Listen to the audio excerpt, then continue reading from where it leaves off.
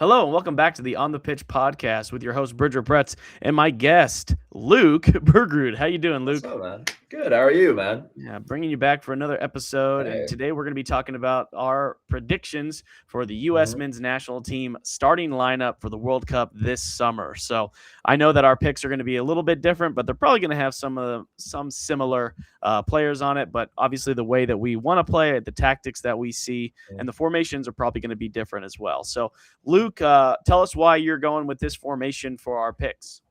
Yeah, man. So just based off the friendlies that I've been seeing out of Poach, especially the last few months, and the beautiful thing is, I don't remember a time ever where the friendlies that you played almost link exactly up to your World Cup draw in your group. Mm-hmm. Mm-hmm.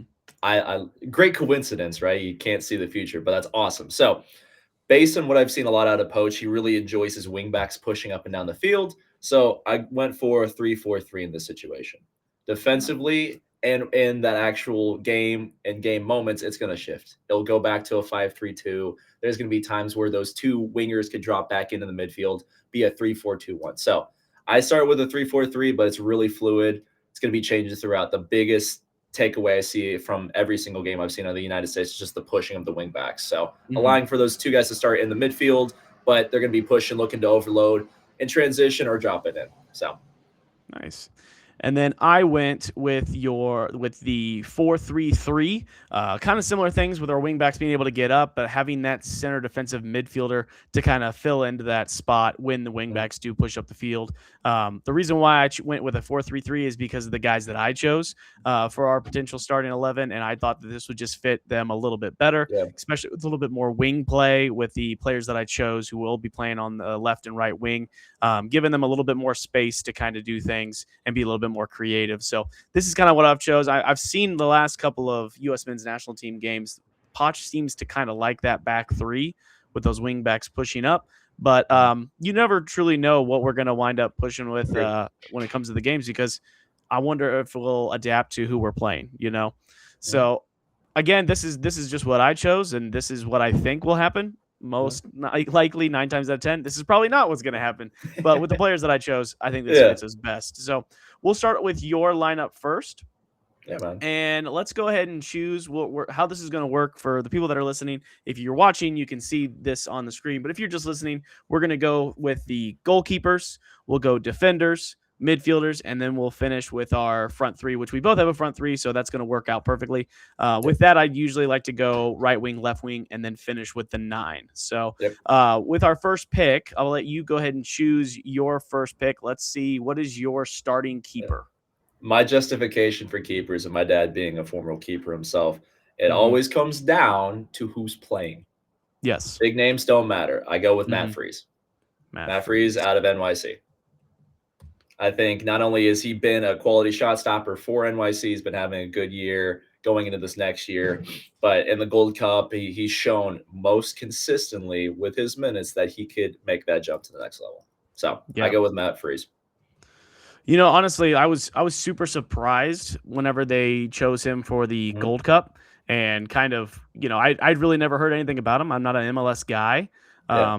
But kind of looking into, some of his stats from last year, he did play 36 games, had 11 clean sheets, and he did finish the season with a 7.06 rating for a goalkeeper.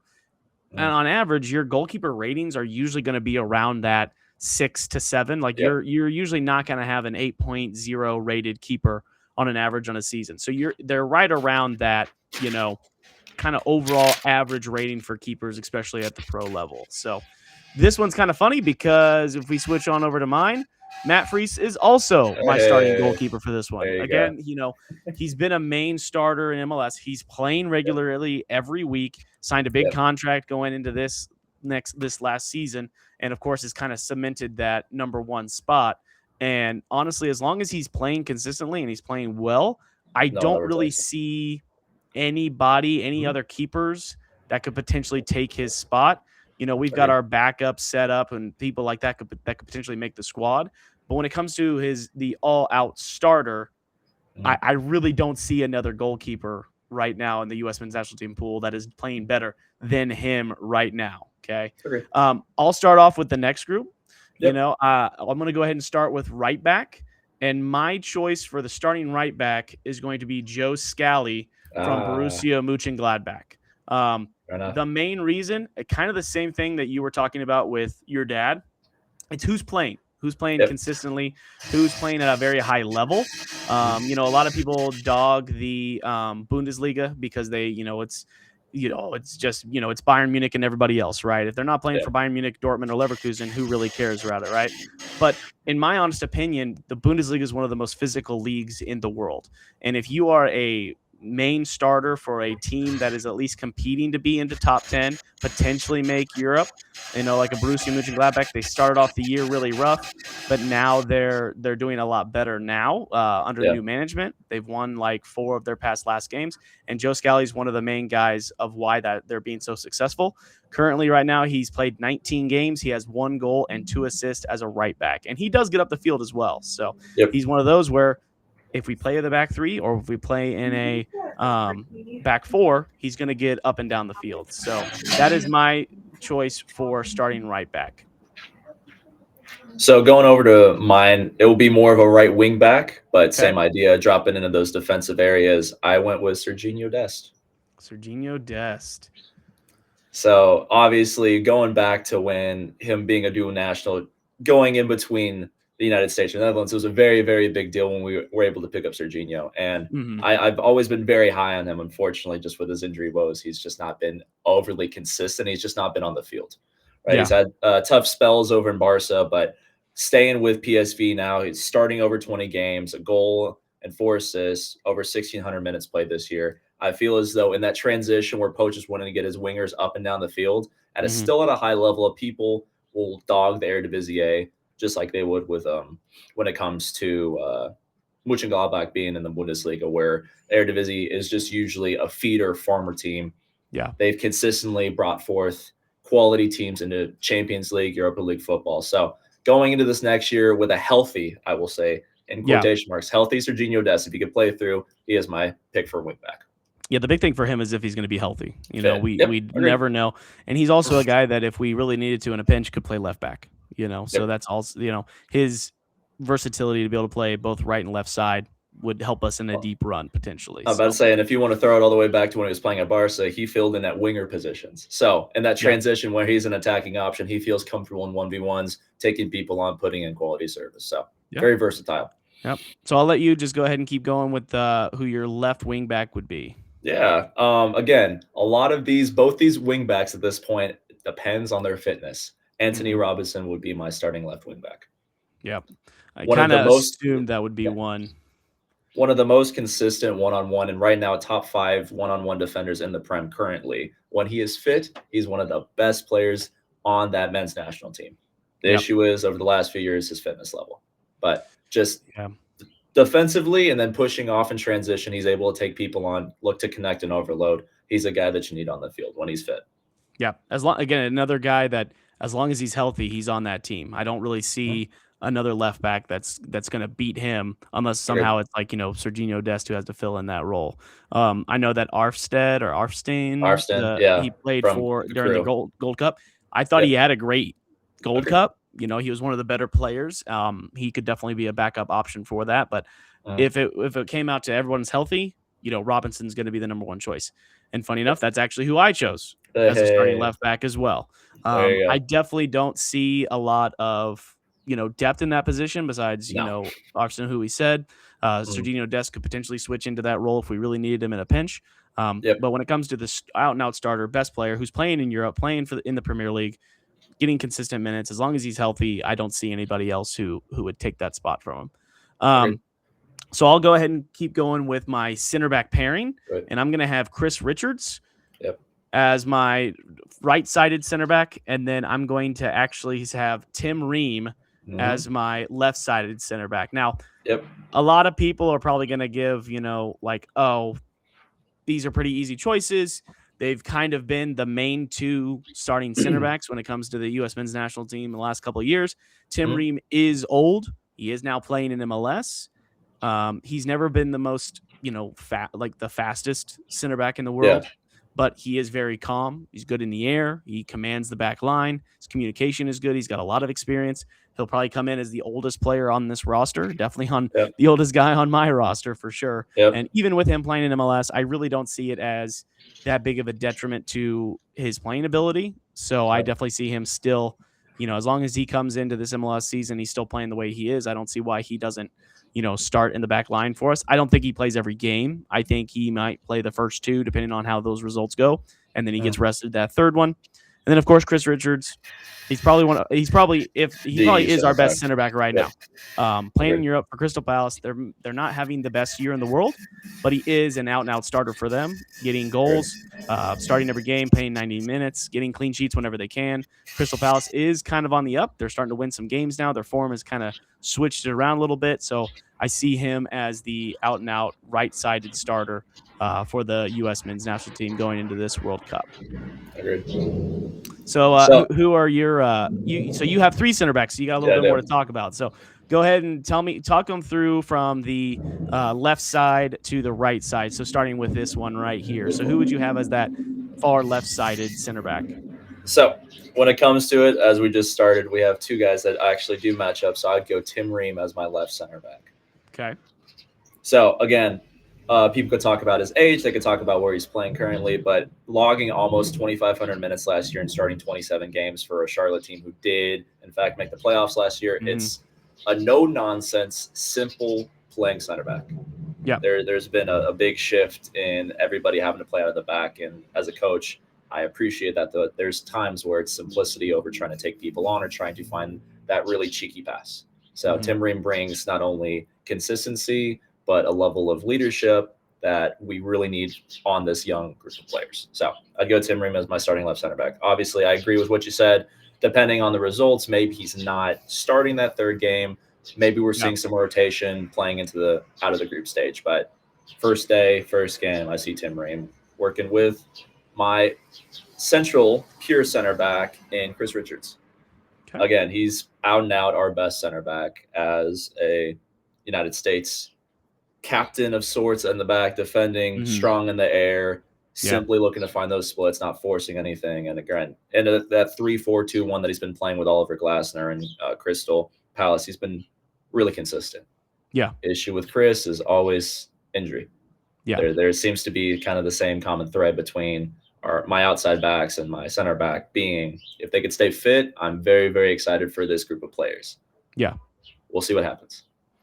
Yeah, I mean, really, as long as all these guys are healthy, it's like any position. And USA, it's funny because when I was making this starting 11, I had to leave a lot of guys out that I was like, man, I really don't remember a time where we had this much depth in positions, but also we really are like 2 or 3 injuries away from having a completely different kind of team and not really having the team that I think we could have. So who's that last center back there for you?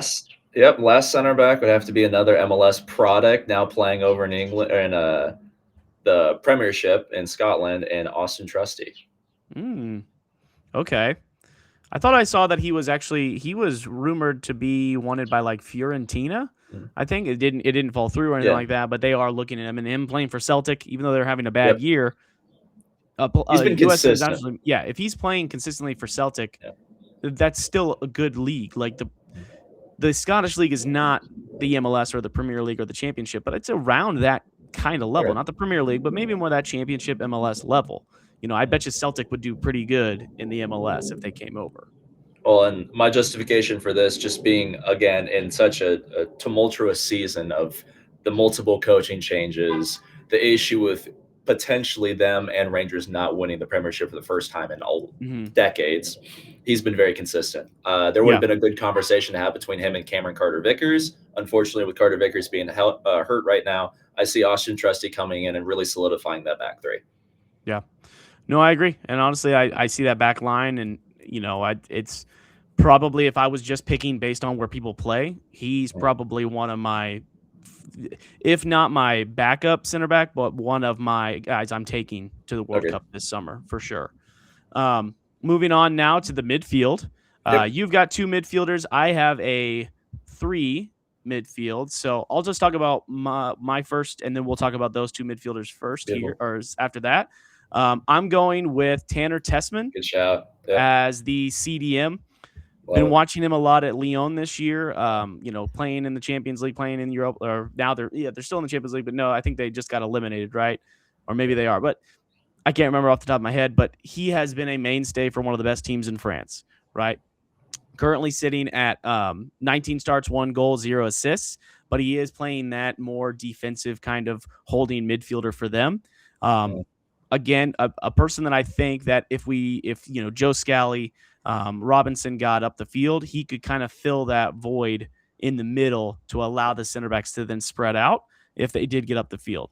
He's not one of those where he's going to be bombing up and down the midfield. He's not going from box to box. That's not the way he plays. He likes to sit in that middle role, play a little bit more defensive, can play a good pass. He's strong in the tackle, good overall player. I've been really, really excited to see how he's done.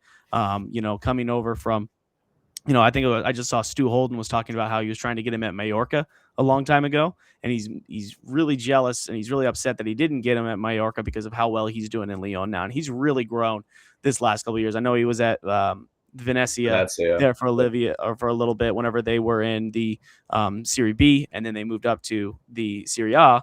It didn't kind of go so. It didn't really go well for that team in general. Busio stayed, but Testament wound up getting himself a move, and I think it's been the best for his career. And I really like him in that holding mid spot for us. So, Yeah. but going on from there, just to fill in the rest of my midfield, I've got Weston McKennie, which is pretty much the most obvious choice in the midfield. And then I'm going to go with Tillman as my other center mid. Now, he plays more as a offensive mid, more like a 10 for Bayer Leverkusen. They play with 2 10s in their formation. So, again, with having Tessman behind them, he's going to have a lot of freedom to get up the field, get up into the attack. And same thing with McKennie. I think earlier in his U.S. men's national team career, McKennie was kind of pushed to be that 6. And Weston McKennie's not a 6. He's more of an 8, gets up and down the field, moves around. Yep. Having Tessman in that holding spot is going to give Tillman and McKennie a lot of space to be able to move up and down the field, right? They have a little bit more freedom because they know that he's going to be sitting deeper and holding that spot. I didn't pick Christian Roldan, so all those people that think that he's going to make this World Cup squad, I really don't see it happening, but I've seen crazier things. But yeah, I would go with Tillman and McKennie. The way that Tillman's playing right now in the Bundesliga, the first couple of weeks, it didn't look crazy good for him. For Bayer Leverkusen, but he's currently sitting at 16 games, 4 goals in the Bundesliga for them. He was scoring in the Pokal, and then he did have a Champions League goal as well. And then, of course, Weston McKennie, everyone's been seeing how he's been doing right now in Serie A as well as the Champions League. Currently sitting with 23 games in Serie A with 4 goals and 2 assists, just probably in the best form that he's ever been in. I've never seen Weston McKennie playing like this, scoring like this. And now that he's officially signed a new deal for Juventus, that's just taking pressure off of his back to where he can now just get himself prepared for the World Cup. Doesn't have to worry about his contract. He's set for the next couple of years, and he can just have the freedom to go and play. And I think him playing as that 8 role, Tillman kind of playing as that 8-10 role, it's going to be perfect for the midfield there. So this is what I see. And again, this is what I chose based on the players that are in form right now. And a lot of people are probably like, where's Tyler Adams? Well, he's been injured. He's been on the bench last couple of times. So potentially if he's healthy, he can maybe get into that Tessman role. Maybe he takes Tillman's spot, So again, this is just who I chose based on the formation that I liked and the guys who are currently in form right now. So I'll let you go ahead and start talking about who did you choose as your 2 midfielders. So in this 3-4-3, what I'm seeing, especially with my 2 midfielders, they'll stagger a little bit more, kind of playing like a 6-8, but allowing for the ability for one to push and then one to cover in more centrally. So my first one will agree with you on Weston McKennie. I think as a pure creator, he is in probably the best form he's ever been. And he just is able to create so much for a team in that midfield role. So I think if you really want to talk about a bias towards or against American players, if it was Weston McKennie playing for England or McKenniezinho, a Brazilian, I think his transfer fees would be a little bit higher than they actually are. But I think absolutely. he's been in the best form of his life. I'm glad he's finally found a strong, solid role at Juventus. So being that box to box player who's able to create and find those outside pivots and those splits, especially with those wingbacks, I Hmm. think in form, one of the best midfielders we have right now. Absolutely, And best then form, best midfielder in form right now. agreed. And then my second being a little bit a player that was still a little bit deeper, I actually do have Tyler Adams. Yep. So El Capitan, I think he's the type of player a coach loves to do anything for the badge. He does a lot of the dirty work, a lot of things that don't show up on the stat sheet. Again, injury woes. If he's able to stay fit, I think for me personally, he's a lock in that midfield. I think Hmm. not only the things that do show up on the stat sheet, but he's just such an unsung hero in possession. Gets Yeah. strong in 50-50s, is able to congest that central space, forces Hmm. players out wide into those advantageous areas for us defensively. So I think in quality form and not injured, I start Tyler Adams as more as that deep lying six. Yeah. Again, the kind of same thing with Dest, Robinson, Yep. Richards. It's like if Yeah. they're healthy, they've got to be in the team. But this is honestly like when is the last time had this much depth in a midfield, when it comes to a starting 11? I mean, Actually having a conversation and a debate. Agreed. yeah, it's like there's so many options that we have right now that could play the Mhm. 10, the 6, the 8. Like we finally have a little bit of like banter and back and forth on who we think the midfield could be, and Yep. this is why this is so cool to see because again I don't have Tyler Adams in my starting lineup, but if we're being honest, like there's no reason why Tessman is out and Tyler Adams could be right in there. It Agreed. would just depend on him staying healthy the remainder of this Mhm. Premier League season, and of course being in good form for them going into this tournament. But if Tessman Yes. keeps doing what he's doing, I think it's a hard it, conversation to it, have. it is a Agreed. hard conversation, but I think what's nice is that with how the expanded World Cup's going to be, it's like one extra game now, no matter what, Mhm. because of the bigger tournament. There's no reason why you probably don't see McKinney, Adams, and Testament all in the same field at the same time, or potentially, my midfield, like I said, or potentially Adams, McKinney, Tillman. Like there's, Mhm. or even potentially Christian Pulisic playing as the 10. Like there's a lot There's more so options many. that we Yep. have. Yeah, and it's just Agreed. again, I don't remember another time when it was like this. But I mean, back whenever we were kids, it was like, well, we know Michael Bradley's going to be in there, Maurice Aidoo's going to be in there, Kyle and Beckerman. Kyle Beckerman's going to play that 6. Like, and Mhm. great players, wonderful. I Oh mean, yeah. I grew up with those guys, Yep. but Different we times. didn't have the depth that we have right now. So it's a good Agreed. problem to have. It really is. So let's go ahead and go. Let's start with let's go with the left wing to Yep. start. So I'll let you go ahead and go on this one, and then I'll share mine. Yeah. Someone again who could stay fit is in probably the form of his life. I will say Christian Pulisic. Okay. I think outside of a McKennie, he's probably in the best form he's ever been. Especially, he's found a great home at AC Milan. His ability to look for those overloads, take people on in situations, able to cut in. He is your creative. Again, we could, as you said before, the United States could put him into pockets, playing that 10 role if we play at a 3-4-2-1. He's comfortable in possession, out of possession. His quality movement, creating opportunities. I think he's a no-brainer when it comes to a starting 11 when he is at full fitness. No, I 100% agree. Again, like he kind of is the American player right now. Yeah. I mean, and he has been for a while. Everyone's kind of been talking about Christian Pulisic, for what, since he was 16, 15, 16, Yep. when he was playing for the U17 men's national team, beating Brazil or whatever it was. That kind of was the big thing that made Borussia Dortmund want to go and sign him. Mhm. So he's been that guy. And the big issue right now is he's finally on a team where he's finally seems to be putting in the numbers that he should be doing. Yes. It finally seems like he's hitting the form that we all knew that he The could. stride. When he was at Chelsea, when he was at Dortmund, he Mhm. wasn't an out and out starter every single week at Dortmund. He would come off the bench a lot. He would start like 3 or 4 games, and he would be out for a couple of games. Chelsea, kind of the same thing. He'd be in the squad, out of the squad. Then everybody hates him, and then everybody loves him. I mean, a lot of Yep. people forget he won a Champions League. Yep. I feel like a lot of people don't even think about or don't remember That just a couple of 1920. years Yep. ago when Chelsea Yep. won the Champions League. He was Mhm. the main reason why they were even in the game because the was it the Real Madrid or I can't remember who they beat in the semifinals, but he scores the game-winning goal. I mean they're not in the Champions League final if it wasn't for him.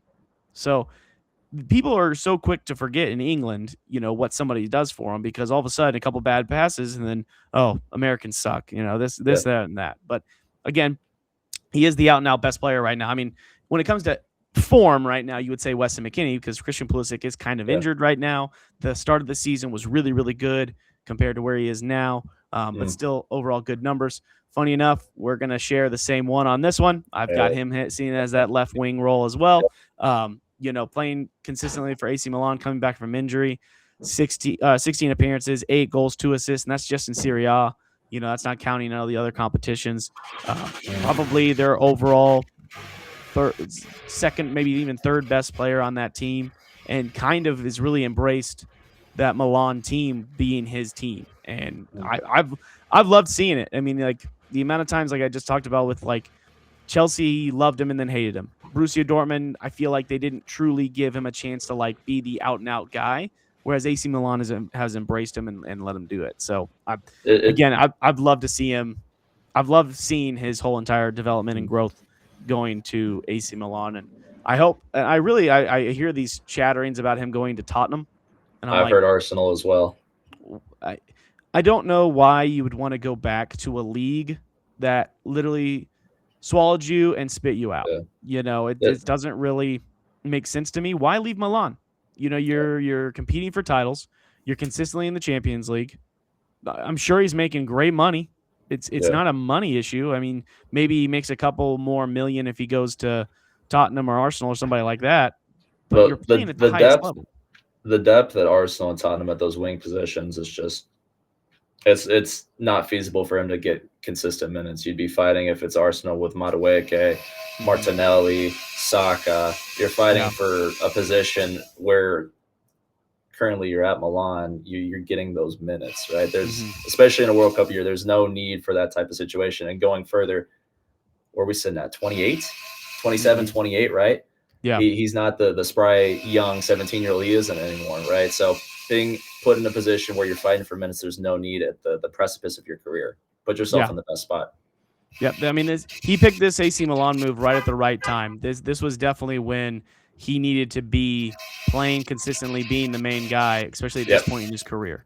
I can see when you're younger, early 20s, maybe not being the main guy, but at 26, 27, 28 years old, Prime.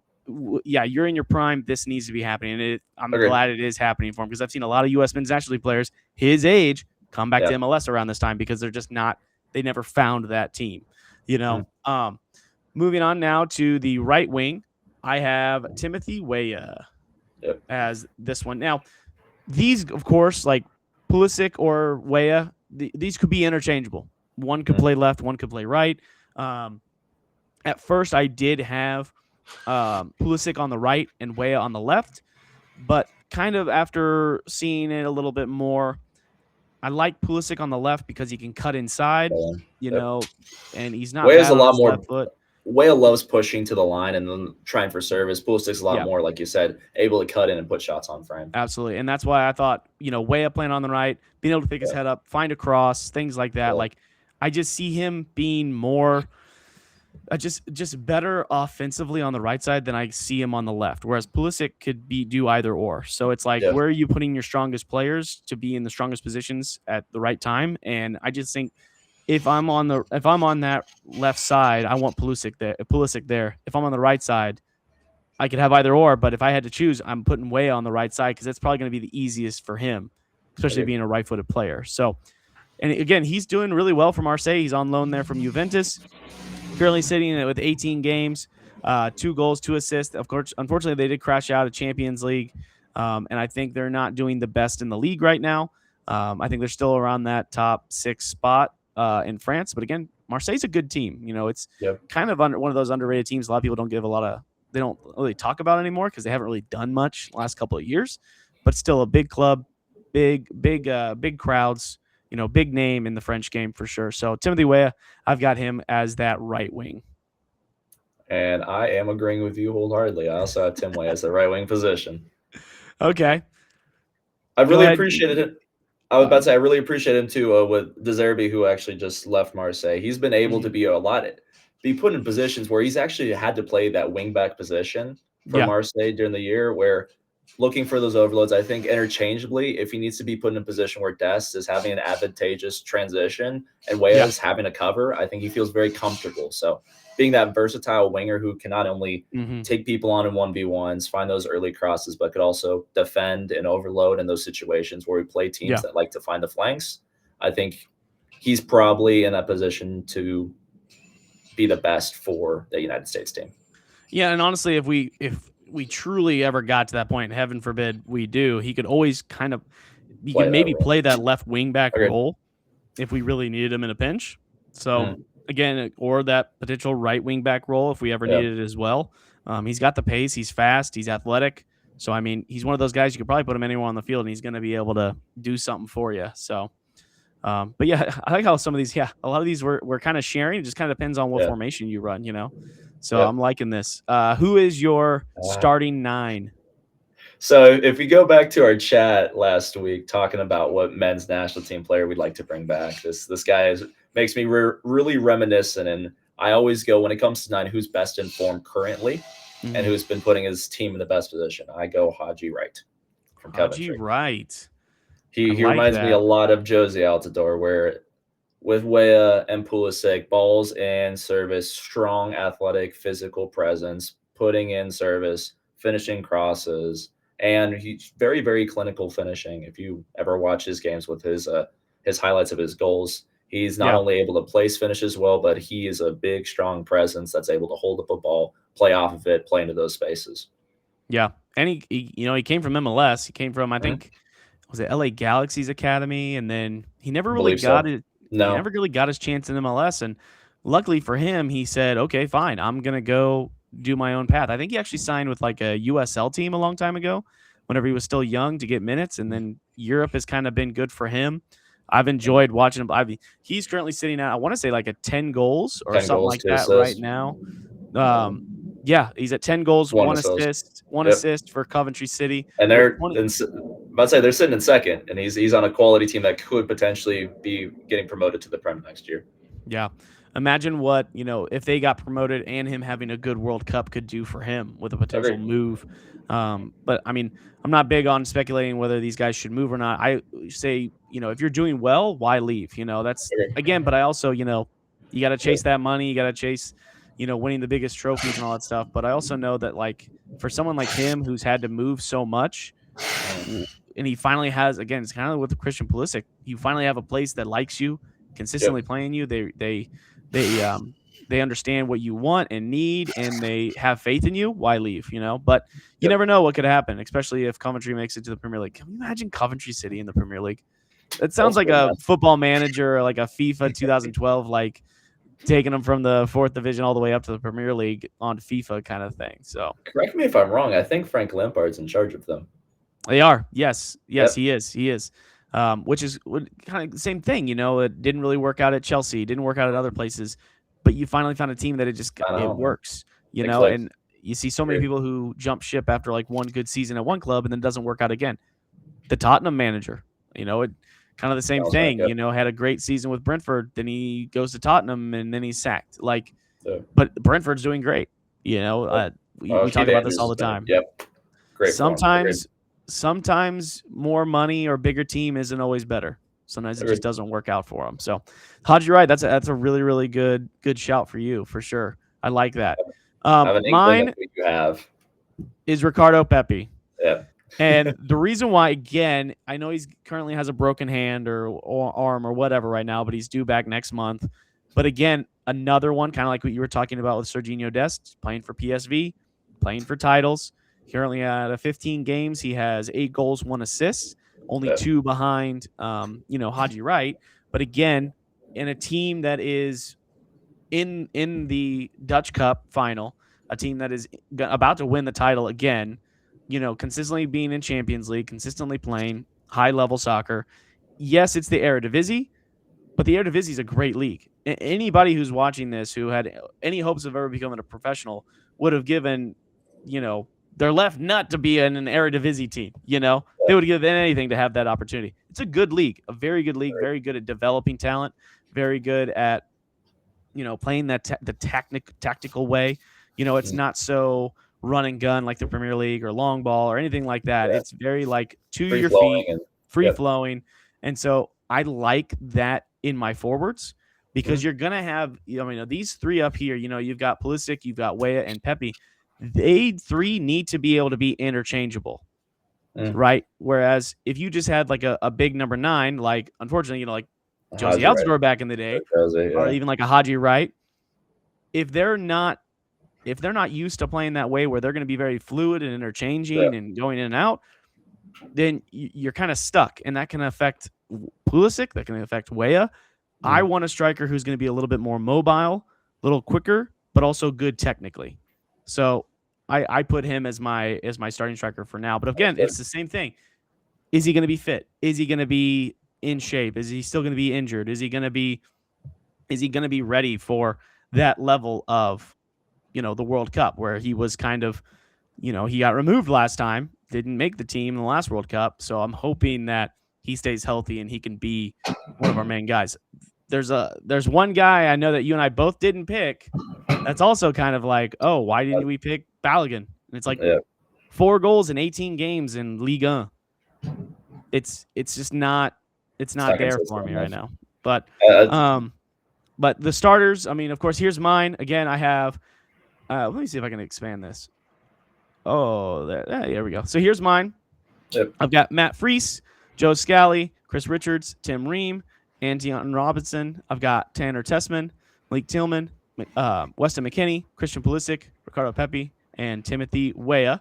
And then Luke's choices were right here. Let me see if we can see that. Perfect. Yep. So again, lots of similar names here. With Matt Freese, you got Tim Ream, you got Chris Richards, you got what's his first name? What's Trusty's first name? Austin Trusty. Austin Trusty. You got Serginho Dest, Tyler Adams, Weston McKinney, Anton Robinson. You got Pulisic, you got Haji Wright, and then you have Timothy Weah. So now that we've kind of gone through our starters, Mm-hmm. let's go to our. We can kind of share and talk about who we Yeah. see as. Now these are our guys who we have as our starting 11. Who are our subs? Who are our backups? Guys who are sitting on the bench. How we have this ranked is I have it as a goalkeeper, one center back, right and left back, midfielder, a winger, and a striker. And my backup goalie for right now, actually, I have as uh, Jonathan Klinsmann. And Really?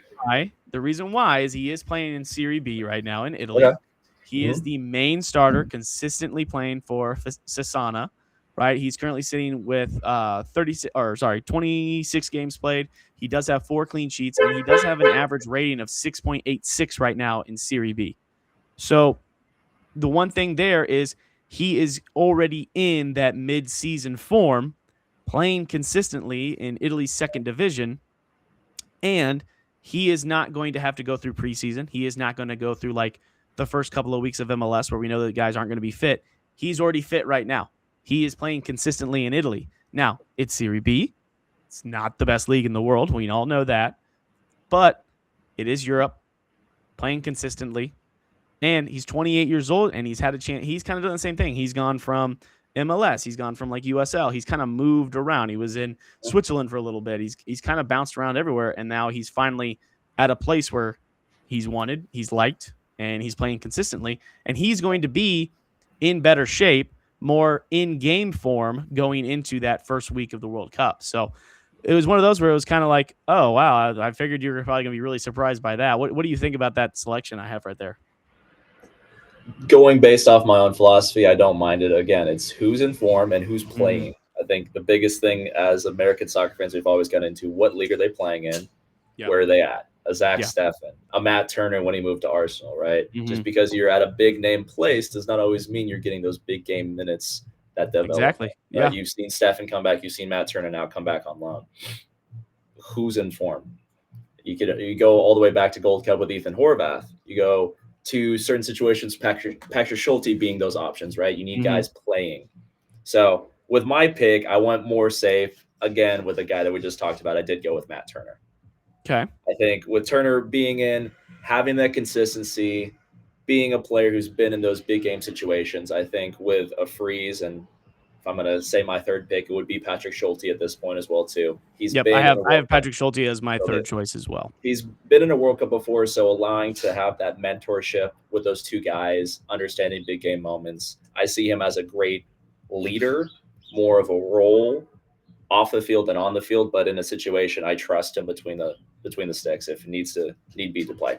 So Yep, I have Patrick Schulte as my honorable mention goalkeeper. mm, So I'm just gonna go through all my yeah, subs. So on my extra center back right here, and I was kind of like iffy if I should go with this, but because I watch him more regularly, because I watch a lot of the Bundesliga, I went with Noah Kai Banks as my other good center shot. back.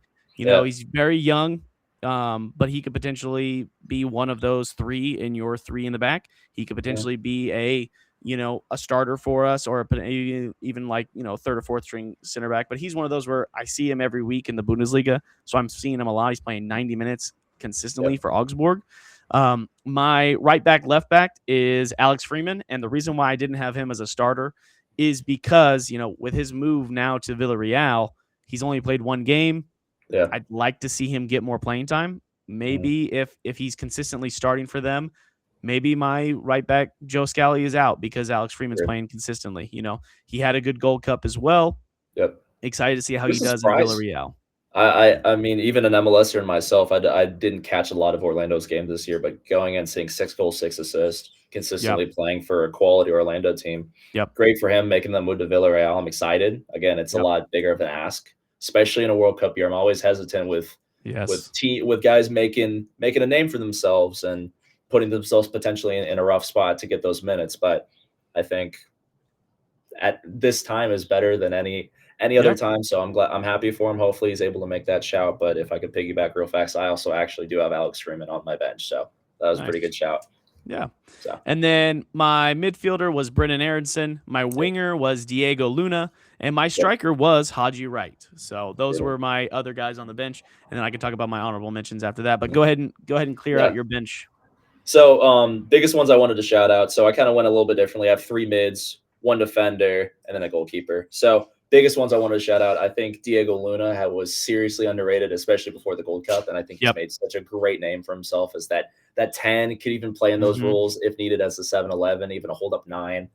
His creativity, work rate off the ball. He's the type of guy you want in your 11. So I think he is someone that Poach is really going to depend on, especially in late situations where he's having to come in and make a difference. Yep. No, he I'll, was one of those where I almost thought about putting him over Weah, oh yeah, agreed. and maybe playing Luna on the left, Pulisic on the right. But I don't know. It was tough. It was So, tough to choose. but I think he is for sure one of your first subs in the Yeah, majority of those group stage games. I absolutely. also that some of us that inverted, so I also have Malik Tillman. I have Tillman again, potentially depending on the formation, depending on the fitness of everybody.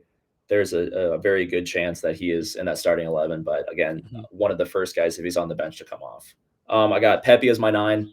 I think him and Haji Wright could be interchangeable, and depending on the team that you play, right? An Australia versus potentially a Turkey, right? In those situations, who do you feel more comfortable with playing against that back four? Yeah. And then finishing out Brendan Aronson, probably in the best form he's been, especially in the Prem. So I think he's a great shout. And then, yeah, I had Turner, Aronson, Luna, Pepe, Freeman, and Malik Tillman. So, Yep. My honorable mentions, guys who I think are going to make the team, but maybe aren't a starter and maybe yep, potentially see some playing time. Of course, I had Patrick Schulte as that goalkeeper. I had yep, Mark McKenzie at yep. Toulouse. I then Mm-hmm. had Serginho Dest as that potential right back, left back Mm-hmm. substitute. I had Tyler Adams. The only reason why I had him is because he is coming off that injury. I don't know. So I Understood. just wonder about his fitness. I had Sebastian Berhalter as part of Yep. that squad as well. I really liked him in the Gold Cup. Mm-hmm. I had Florian Balogun. Yeah. Florian Balogun, and then I Yep. actually had Josh Sargent as my other not potential 9 that they would take because he was on really good form I at know. It's Norwich. just He his own was playing personal really well, decisions killed him. but the move to MLS, I really don't know what is going to happen with him when it Yeah. comes to his U.S. men's national team career. I know that he left Norwich because of family reasons. His wife just had a baby. They wanted to move back to the States. Or at least they wanted to be closer to the States. They chose Canada, so that's not the States, but it is what it is. I understand that these people are human. They have Yeah. families. They have to make those decisions over their career. He's going to be making a fat check at Toronto. Yes, sir. So I can't blame him there. He's still going to be playing professional soccer.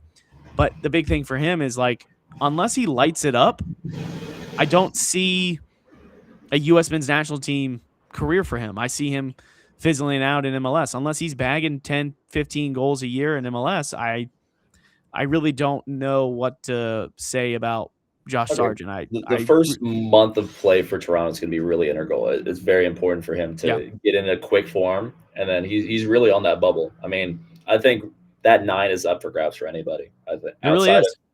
of the keeper position and the 9 is really those two positions that are so interchangeable that someone just needs to step up. And I think Freeze has done a great job as a keeper, Yeah. but there's still a lot of options, which is a great problem to have. But someone's got to Hmm. got to take the reins and be able to be a consistent striker. Yeah.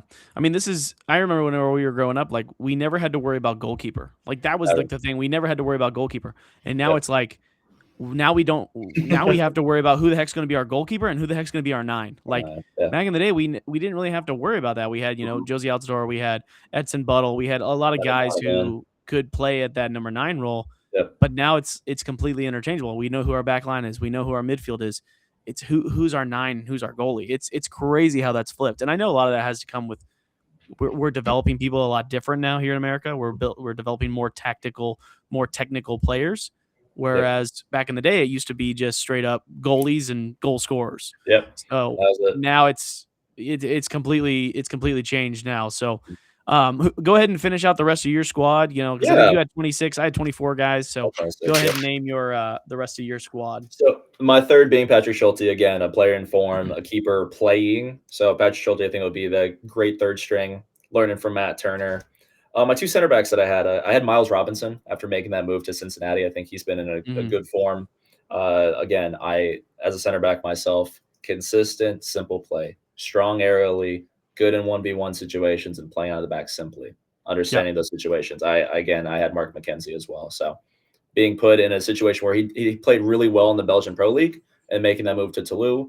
He's been consistent, and he is a guy that could pretty much challenge for one of those 3 center back spots, in my opinion.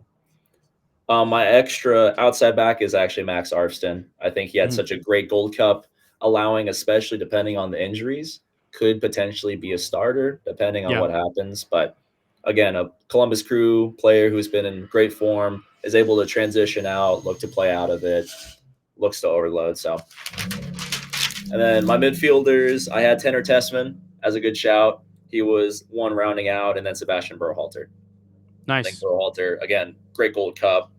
There's a really good opportunity for him to even steal that 6th spot from an Adams or a Tessman, sitting a little bit deeper, but helping on top of Thomas Muller taking Vancouver to an MLS final. I think he could be potentially a very integral part of what we try and accomplish this summer. Then Yeah. kind of 2 out of the realm of what we usually talk about. I have Balogun as well. Balogun Hmm. being my backup 9, but then I have Alex Sendejas from Club America as my backup winger. Yeah, I kind of forgot about him a little Mhm. bit. When He's I was been a thinking good. like Diego Luna, he could potentially be, one of the guys that comes off the bench too, because he is Yep. playing consistently and 6 he's doing goals, really 3 well. assists. He's been Yeah, doing really well, especially in the Apertura. So yeah. I'd like to give a shout real fast to 3 guys that I think are going to miss out on this squad. Okay, I don't think Gio Reyna actually makes the cut just doesn't make because it. he's has not been consistent, injury ridden, has Yep, not done a good job fitting into this team. Jonas Musa, yeah. I again, think he's not out too. consistent in minutes. Yep, I think he's out as well. And then I think my third would have to be Josh Sargent. Unless something insane happens in Toronto, Yep, I think unfortunately he's probably the first one out. So yep. If he comes into the MLS season and he's just bagging lights in out. goals, Yeah, I think he's in. But he might be agreed. in over Balogun. I don't know. These are the decisions that are what make the reason why Poch gets all the money. Got Why that he gets paid so much $7 million money. He's got to contract make now. these Yeah. decisions. So, Well, but and Luke, thank you so much for yeah, doing this, man. We'll have this up there for the people that didn't see all of this. You can go on to Twitter and Instagram and check out our starting 11s and let yep. us know what you think of them. Tell us if we're so off that we're idiots, or if you say that we're basically the same and that you chose. But make sure you like, share, and subscribe this podcast on Spotify as well as YouTube, and make sure you follow us on Twitter and Instagram. So, Luke, have a good rest of your day. Appreciate it, man. You too, man.